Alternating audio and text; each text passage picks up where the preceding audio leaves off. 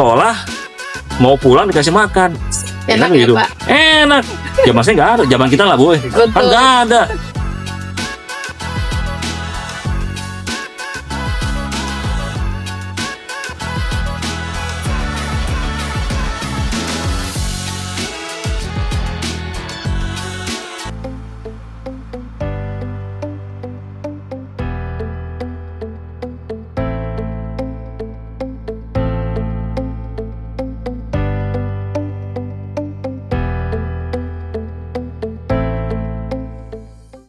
Assalamualaikum warahmatullahi wabarakatuh. Selamat pagi, salam sehat dan salam sejahtera bagi kita semua. Pagi hari ini kita sedang berada di area perkebunan Kodim yang sungguh luar biasa asri dalam rangka pelaksanaan podcast berkaitan dengan kegiatan pusat yaitu ketahanan pangan dan serap gabah, luas tambah tanam, dan program makan bergizi dapur sehat bersama Kodim 1614 Dompu yang kolaborasi dengan pemerintah Kabupaten Dompu. Jadi di hadapan kita sudah hadir Bapak Dandim 1614 Dompu yang akan menjelaskan tentang kegiatan yang sudah kita rangsang dan sudah kami sebutkan tadi. Baik Bapak, mungkin kita langsung saja. Baik Ibu, silakan. Baik, kita mungkin awali Pak dengan kegiatan atau masalah ketahanan pangan dan serap gabah Pak ya. Jadi program ini merupakan salah satu upaya untuk meningkatkan stabilitas harga gabah Pak ya. Jadi yang ingin kami tahu apa kontribusi Kodim Pak, Kodim 1614 Dompu khususnya berkaitan dengan kegiatan ketahanan pangan dan serap gabah ini Pak. Baik Ibu, terima kasih. Sebelumnya izinkan saya menjelaskan sedikit Bu ya, Iya. supaya masyarakat juga memahami bahwa program serapan gabah ini tujuan utamanya ada dua sebenarnya Bu. Yang pertama untuk menjamin ketersediaan dan ketahanan pangan nasional. Yang kedua, pemerintah sudah menerbitkan HPP untuk gabah sebesar 6.500. Ini tidak lain dan tidak bukan tentunya pemerintah pusat ingin memastikan bahwa para petani mendapatkan kesejahteraan yang cukup dari hasil panennya mereka.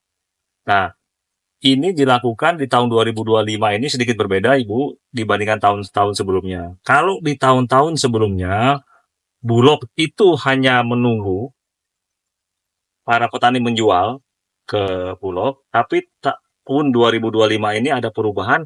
Bulog berkolaborasi dengan TNI karena sudah ada MOU-nya untuk jemput bola, membeli langsung di para petani, langsung di pinggir jalan dengan harga 6.500 per kilonya dengan any quality, artinya dengan segala kualitas gabah. Begitu Ibu. Baik Pak, berkaitan dengan harga yang sudah ditetapkan Pak ya, yaitu harga 6.500 Betul Ibu. ya Pak. Jadi gimana kira-kira tanggapan masyarakat berkaitan dengan harga yang sudah ditetapkan oleh pemerintah ini, apa sudah sesuai dengan harapan mereka atau gimana ya Pak? Nah, ini menarik nih Bu, terima kasih. Sejauh ini para petani itu sangat senang dengan HPP yang diberikan oleh pemerintah. Jujur saja Ibu, sebagaimana masyarakat Indonesia pada umumnya, tipe petani ini kan banyak sekali yang tergantung pada saat penanaman dan mulai produksinya itu dengan para tengkulak. Nah, dengan sistem ijon ini kan mereka ditekan nih oleh para tengkulak ketika dibeli jauh di bawah harga HPP gitu kan. Ada yang 6.100, bahkan ada yang 5.900 segala macam. Nah, dengan adanya kepastian Bulog memberi dengan harga 6.500 dan dikawal langsung oleh Babinsa kami Bu di wilayah Kabupaten Dompu, mereka sangat senang.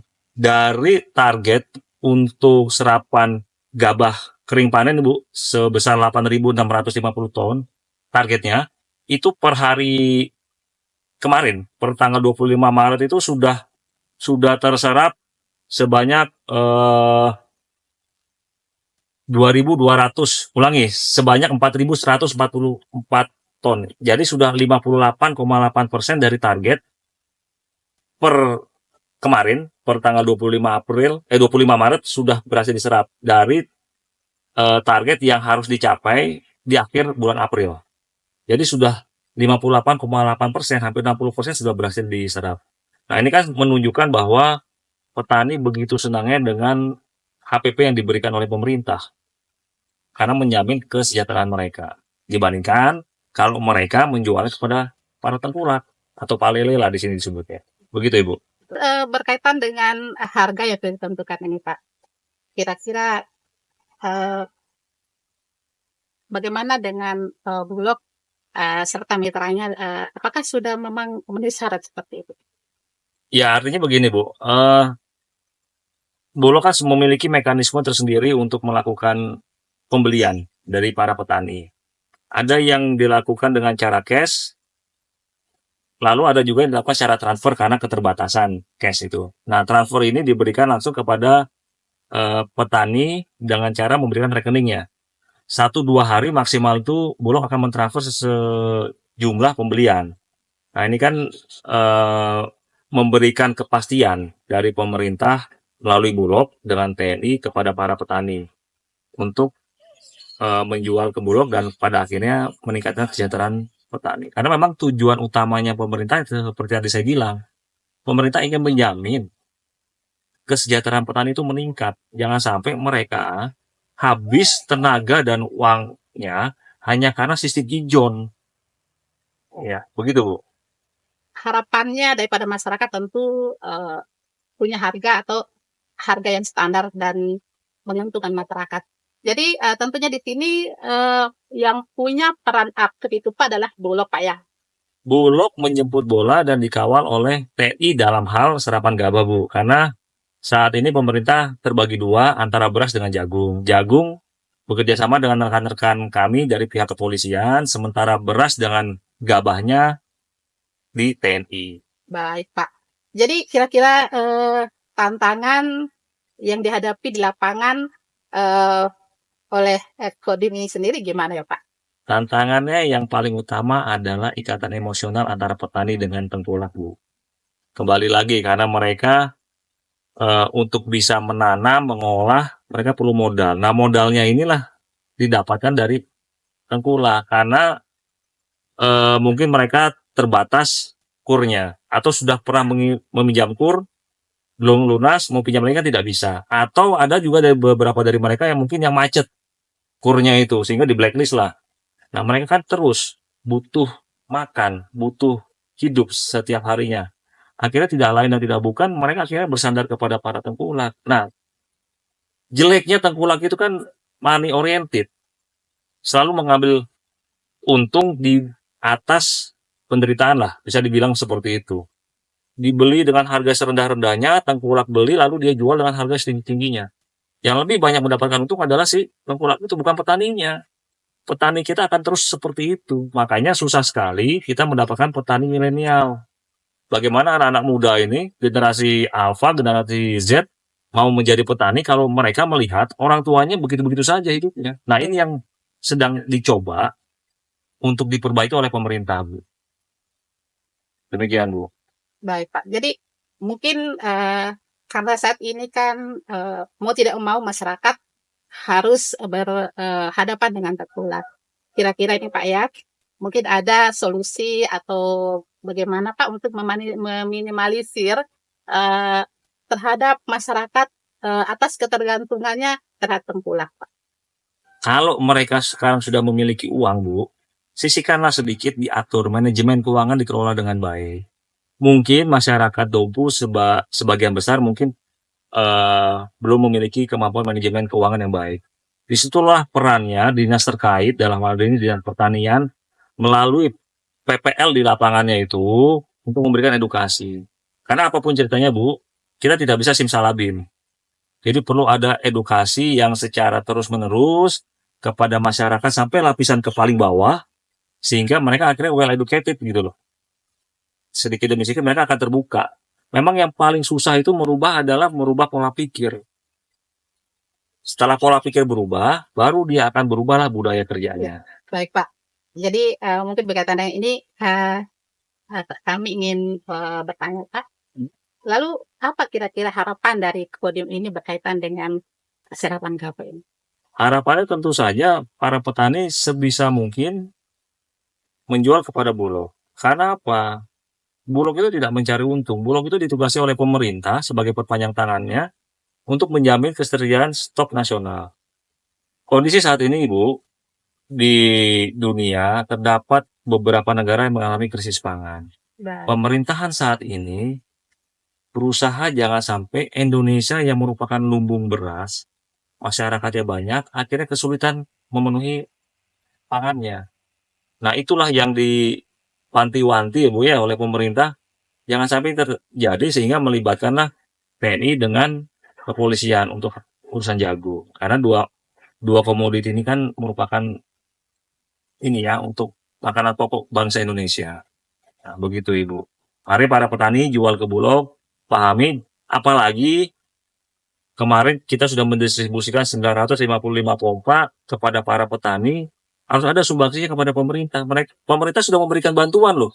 Kalau tidak ada itu, mungkin kesulitan air. Nah, ketika sudah diberikan bantuan sama pemerintah, ya ada timbal baliknya lah. Adalah sedikit rasa merah putih kepada negara kesatuan Republik Indonesia, walaupun nanti kan dia juga akan mendapatkan keuntungan berupa finansial dengan harga yang pantas gitu. Begitu Ibu. Baik Pak. Jadi harapan Kodim tentunya menjadi harapan kita semua tentunya Pak ya. Semoga masyarakat itu bisa memahami apa yang menjadi keinginan masyarakat dalam upaya untuk meningkatkan kesejahteraan masyarakat. Betul. Baik Pak, mungkin berkaitan dengan serapan gabah kita cukupkan sampai di sini. Kita lanjutkan dengan luas tanah tambah tanam Pak ya. Iya. Jadi kira-kira menurut Bapak kontribusi lagi nih Pak ya berkaitan dengan kegiatan ini kira-kira Pak. Oke, jadi sebenarnya dua hal ini antara luas tambah tanam dengan serapan gabah itu kan correlated Bu ya. Luas tambah tanam dulu ada hasilnya baru diserapkan begitu Bu ya. Nah, luas tambah tanam ini juga tujuannya juga sama Bu, menjamin ketersediaan stok pangan nasional untuk menuju Indonesia bisa swasembada pangan. Nah, luas tambah tanam itu sendiri di Kabupaten Dompu, Ibu bisa saya jelaskan sebagai bentuk informasi. Lahan existing padi saat ini di Kabupaten Dompu itu seluas Bu ya, 17.526 hektar. Nah, dari 17.526 hektar itu kan lahan existing. Ada beberapa bagian dari lahan itu yang bisa ditanami 1 kali, 2 kali, atau 3 kali. Atau istilah pertaniannya IP1, 2, dan 3. Nah, dengan kondisi itu, targetnya dari pemerintah pusat terhadap Kabupaten Dompu, dari luasan 17.000 itu, targetnya mencapai sebenarnya 40.000 10 hektar. Nah, 40.000 10 hektar itu adalah, tadi saya bilang, dari 17.000 itu ada yang bisa ditanam berkali-kali. Nah, ini yang sampai saat ini, kami dan jajaran di Kodim 1614 Dompu selalu melakukan pendampingan kepada para petani, dan memastikan bahwa para petani yang sudah menanam padi, lalu sudah panen, diharapkan kembali lagi menanam padi, tidak beralih ke komoditi lain. Sehingga target itu tercapai dan target untuk pemenuhan luas tambah tanam itu tercapai, Bu. Baik, Pak. Jadi luar biasa, Pak ya. Kerja pemerintah itu pada umumnya adalah untuk meningkatkan kesejahteraan masyarakat, bagaimana masyarakatnya bisa makmur dan sejahtera tanpa menggantungkan ke negara lain, apalagi Pak ya berkaitan dengan impornya beras. Karena kita melupakan lumbung padi, Pak. Betul, tapi Iya. masih impor kan Bu? Masih. Iya, karena kebutuhan stok di nasional sendiri tidak tercukupi. Betul, Pak. Petani milenial susah didapat. Lahan-lahan persawahan sudah beralih fungsi menjadi perumahan. Lalu lahan-lahan sawah juga masyarakat tidak berpikir, beberapa masyarakat gitu ya, di beberapa daerah Indonesia juga tidak memiliki inovatif yang cukup, akhirnya berpikir naturalisasi. Naturalisasi itu artinya dia melakukan suatu hal tuh secara monoton, itu lagi. Dia tadinya padi di sini, besoknya jagung, begitu lagi diulang padi, jagung, padi, jagung. Padahal bantuan pemerintah yang tadi saya sebutkan 955 pompa itu untuk menambah perairan, harapannya menjadi padi. Ditanam menjadi padi lagi, atau lahan perkebunan yang ada di Kabupaten Dompu ini bisa ditanami dengan sistem padi gogo, Bu, yang tidak memerlukan banyak air seperti halnya padi sawah. Nah, itu mindset ini yang harus dimiliki, perubahan mindset ini harus dimiliki oleh oleh masyarakat kita. Lewat apa caranya? Ya lewat para PPL, bagian dari Dinas Pertanian maupun Babinsa kami. Selalu berusaha mengedukasi. Jadi luar biasa Pak ya. Yang luar biasa Babinsa kami, Bu. Kasihan. Itu kayak Superman itu. Ngurusi serapan gabah, ngurusi ini, lalu ngurusi blokir jalan lagi kan gitu ya.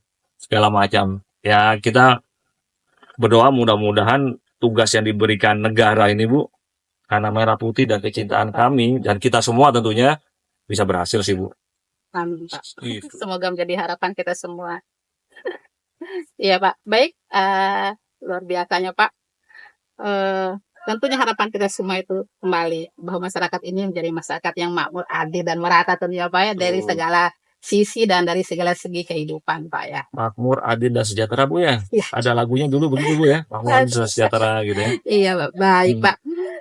Mungkin kita beralih ke program makan bergizi dan dapur sehat Pak ya. Jadi berkaitan dengan kegiatan ini bagaimana Kodim 1614 Dompin menyikapinya? Wah, jadi gini, Bu. Mungkin masyarakat perlu tahu dulu nih, kenapa sih ada program makan bergizi ya oleh pemerintahan Prabowo sekarang ini kan. Jadi visinya dari program makan bergizi ini adalah untuk mewujudkan kualitas sumber daya manusia untuk Indonesia maju menuju Indonesia emas di tahun 2045. Jadi visi ini luar biasa, Bu. Kata-kata itu kelihatannya enak didengar, tapi sangat sulit diwujudkan kalau tidak ada kesadaran dari masyarakat. Tetapi akan sangat mudah diwujudkan apabila masyarakat menyadari. Nah, kembali lagi, Bu.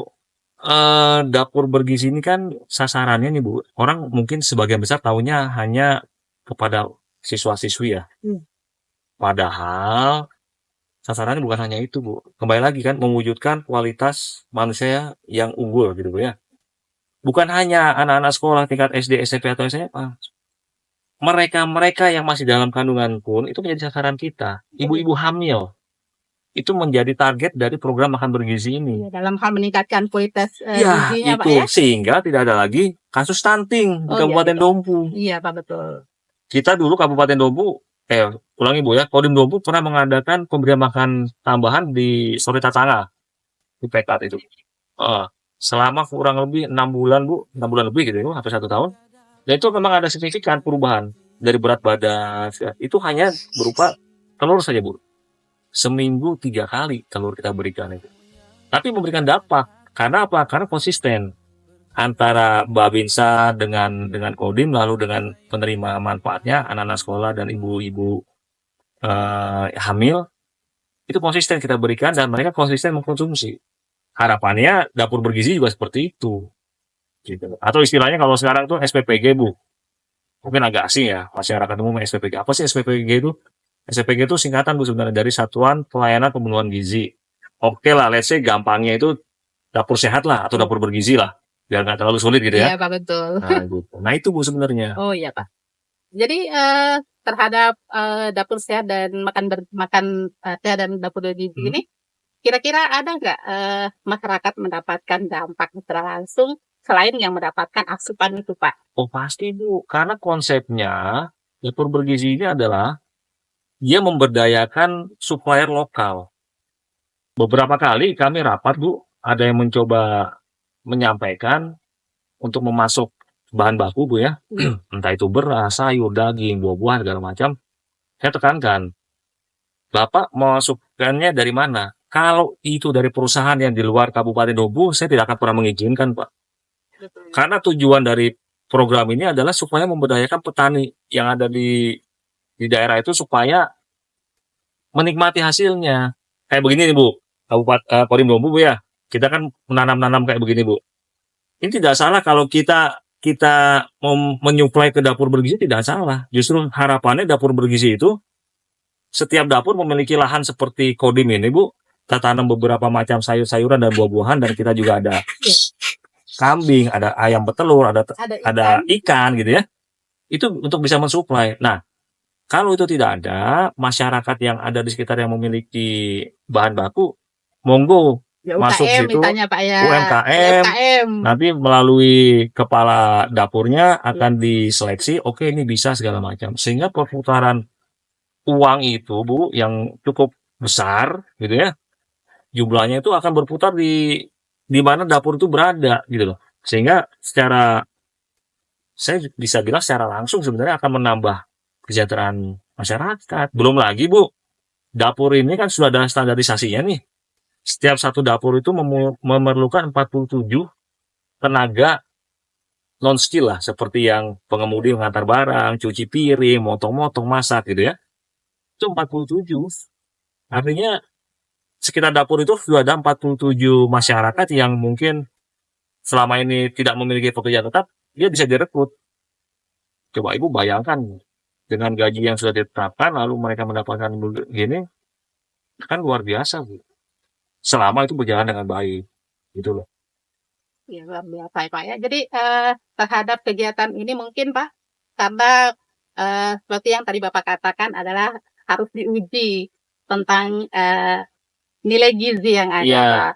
Jadi mungkin itu berkaitan dengan apa namanya itu pemenuhan gizi dan lain-lain yes, sebagainya terhadap makanan yang akan disampaikan ya, kepada masyarakat, Pak.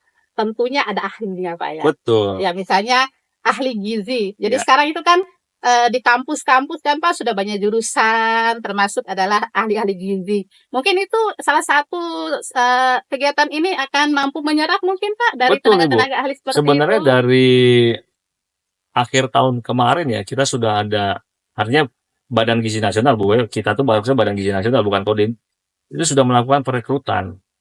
Perekrutan untuk satu sebagai kepala dapurnya. Yang kedua ahli gizi dan ahli akuntansi. Nah, tiga leading sektor inilah sebenarnya nanti akan menggerakkan satu dapur itu, Bu. Ada kepala dapurnya yang dia akan mengelola, memanage seluruh kegiatan operasional.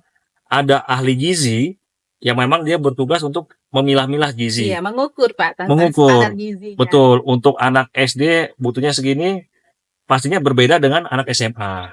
Beda lagi untuk ibu hamil, itu sudah dipilah-pilah. Ada ahli akuntansi yang menjamin untuk memastikan pengelolaan keuangan itu tidak ada penyelewengan dan lain sebagainya ya. Gitu, Bu. Betul. Jadi saya pikir ini merupakan suatu program yang luar biasa, Bu. Berarti semua sudah terukur Pak ya. Sudah, karena sudah ada standarisasinya, Bu. Bahkan untuk tipe bangunannya, peralatan yang dibutuhkan ada 99 item kalau saya tidak salah, itu sudah ada standarisasinya gitu. Jadi nah ini kan perlu saya jelaskan juga Bu ya, terkait dengan dapur ini ada 3 macam nih Bu, 3 macam sistem kerjasama. Satu, untuk mendirikan dapur bergizi itu ada satu langsung dikelola oleh Badan Gizi Nasional. Badan ini yang langsung memilih tempat, dia mendirikan, dia mengelola. Atau yang kedua, Badan Gizi Nasional bekerja sama dengan TNI, Polri, atau Pemda gitu untuk mendirikan lagi, menentukan lahan. Atau yang ketiga, jalur swasta mandiri. Ayo teman-teman yang memiliki modal cukup untuk mendirikan dapur bergizi dan menyiapkan lahan, silakan gabung, mendaftarkan diri secara online di dalam website yang sudah ada. Nanti akan diverifikasi apakah bisa lolos atau tidak. Nah, seperti itu, Bu. Jadi kalau di Dompu ini tentu sudah ada tempat atau lokasi yang berkaitan dengan 3 item tadi Pak? Tempat sudah ada, Ibu. Tetapi saya harus mengatakan bahwa sampai dengan saat ini Kabupaten Dompu satu-satunya di NTB yang belum ada operasional dapurnya. Lahan yang sudah disiapkan di lahan TNI juga belum ada follow up lebih lanjut. Namun sudah ada 2 mitra yang sudah siap operasional. Saat ini sedang tahap finalisasi untuk memastikan dan kesiapan operasionalnya. Satu di Kelurahan Bada, satu lagi di Kecamatan Pekat. Nah, 2 dapur ini sudah siap, tinggal tahap ya let's say finishing lah untuk memastikan semuanya. Ketika semua sudah siap untuk operasional, Dompu sudah ada 2 dapur yang siap operasional untuk memberikan layanan. Ya, berkaitan dengan pendapat finalisasi tempat ini Pak. Mungkin ada kendala Pak ya kira-kira kenapa sehingga Dompu ini belum bisa. Nah itu saya juga belum tahu sih Bu ya, belum bisa menjawab secara pasti kendalanya apa, tetapi yang pasti kita masih menunggu proses dari teman-teman dari BGN untuk memastikan kelayakan dari tempat yang sudah kita siapkan itu. Saat ini kami pun juga sudah mengajukan tempat lagi kepada Pemda sebanyak 3 lokasi untuk Pemda membantu untuk mewujudkan program dari pusat ini. Menentukan 3 titik lagi kira-kira di mana. Supaya nanti harapannya di Kabupaten Lubu itu bisa secara maksimal menerima manfaat anak-anak sekolah dan ibu-ibu hamil gitu ya, bisa mendapatkan program ini. Baik, Pak. Luar biasa. Itu, Bu. Semoga terpenuhi ya yang menjadi Amin, Bu. harapan kita Amin, semua. amin. Jadi masyarakat juga terpenuhi gizinya dan Iya, terutama kepada anak-anak sekolah yang masih dalam tahap perkembangan. iya. Dan Untuk memang ibu-ibu hamil. betul, Bu. Tapi memang ini perlu ada pemahaman secara komprehensif sih ya. Artinya ketika teman-teman yang sudah bekerja membuat makanan bergizi ini siap menyajikan, pihak sekolah juga harus membantu mereka sebenarnya. Apa sampai sejauh ini belum ada sosialisasi ke lapangan, Pak? Ke sekolah-sekolahan atau ke rumah sakit atau apa yang Secara parsial sudah, Bu. sudah? Karena kami pada saat rapat beberapa kali kami sudah mengundang dari Distipora. Tentunya teman-teman dari Distipora juga sudah menyampaikan ke mereka gitu kan.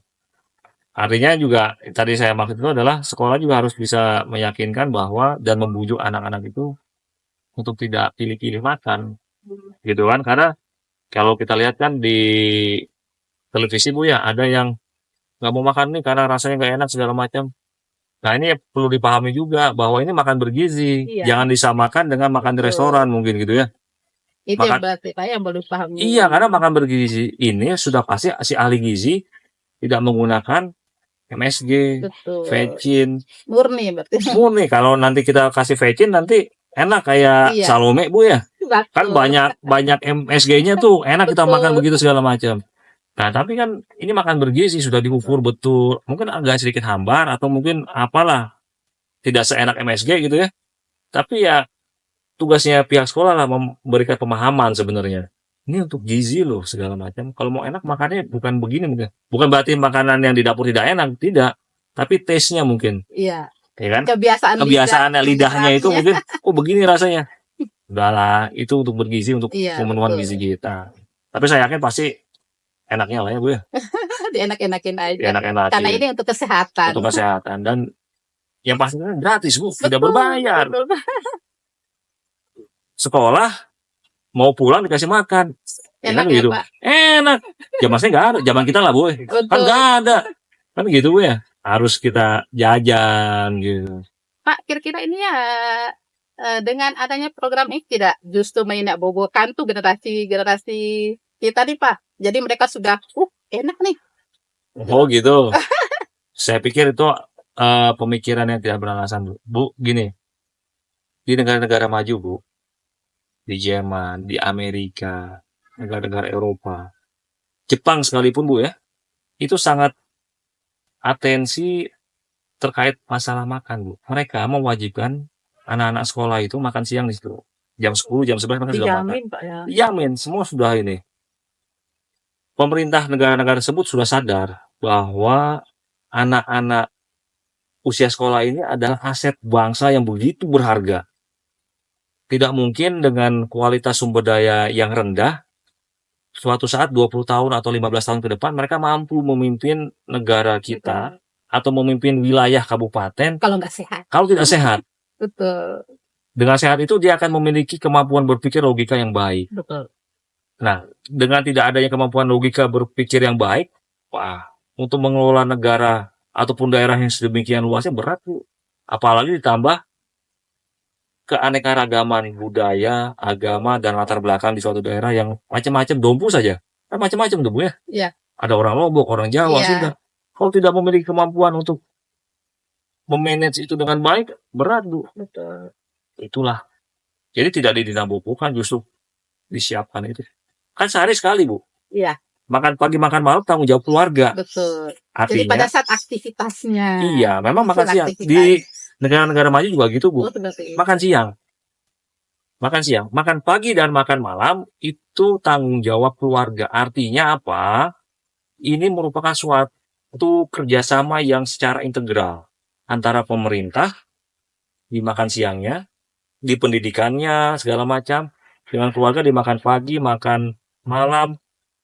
adab, sopan santun, etika tuh banyak diajarkan oleh keluarga. Semua ya. Jadi si Penerima manfaat ini penerima manfaat mendapatkan sesuatu yang luar biasa, dan orang tua murid juga harus memahami itu. Itu tadi saya bilang, ini ada integral, komprehensif. Orang tua jangan lepas tangan bahwa pendidikan itu urusannya sekolah, salah. Iya betul. Ya baik, luar biasa ya. Interaksi dengan Pak Dandim 1614 Iya, Bu. sangat luas penjelasan berkaitan dengan menjemput dan mengawal kegiatan pemerintah pusat. Semoga masyarakat yang menyaksikan kegiatan ini bisa memahami apa yang menjadi tujuan dan harapan kita semua, tentunya untuk terjadinya masyarakat yang sejahtera, maju, dan makmur. Baik, untuk pagi hari ini kita akhiri ya pertemuan dalam hal podcast dengan Pak Dandim. Terima kasih Bapak Sama-sama, Ibu. atas kesediaan waktunya. Semoga Bapak senantiasa sehat Sehat dalam selalu melancarkan untuk kita semua, tugasnya. Ibu. Terima Baik, kasih. terima kasih. Kita akhiri. Wassalamualaikum warahmatullahi wabarakatuh.